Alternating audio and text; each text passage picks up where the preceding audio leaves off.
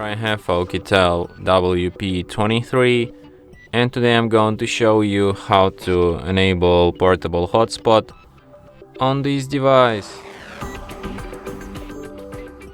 Firstly, let's open settings. Just go to the upper bar, and here you can find the button hotspot. So just by tapping on it, you can switch a hotspot by holding your finger on it. You can access its settings, so here you can change its name.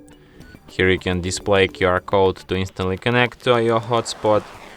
Here you can change its security protocol. Here you can change its password. You can also set it to turn off automatically when no devices are connected. And you can also extend its compatibility to